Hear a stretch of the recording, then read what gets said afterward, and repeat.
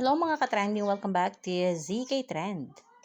Mamayang gabi ay inaabangan na ang pagtatapos o big night ng PBB Collab. Maraming mga artista ang todo suporta na sa kani-kanilang big winner. At syempre di nagpapahuli ang Don Bell na sina Donnie at Belle sa pagsuporta ng kanilang OG friends na si Esneer. Alam naman natin kung gaano ka-close si Esneer sa Don Bell. First series at movie ni Esneer ay kasama niya ang Don Bell.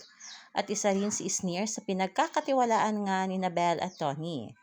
At gagabi nga lang kapwa nag-post sina Donnie at Belle ng BBS Chares. Ayon dito kay Belle, BBS Chares. Proud of you already Esneer. At ayon naman dito kay Donnie, the OG may oras pa. BBS Chares. Syempre bias but good luck to all housemates. Donnie at Belle friendship with Esneer will always be top tier. Marami nga ang syempre natuwa sa pagkampanya at pagsuporta ng Don Bell kay Esneer. At deserve lang ito ni Esneer dahil since day one, Esneer has always been supportive kina Donnie at Belle.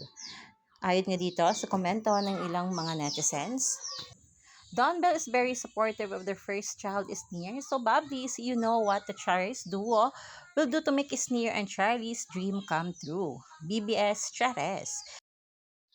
Sabi ng Don Bell, BBS Chares daw sino ba naman kami para di sumunod? Takpa na lang namin at kahiya naman, konti lang ito, bukas na lang ulit. We reward loyalty over here. Esneer has always been supportive of our mains from day one. Let's do this for Chares, for Esneer.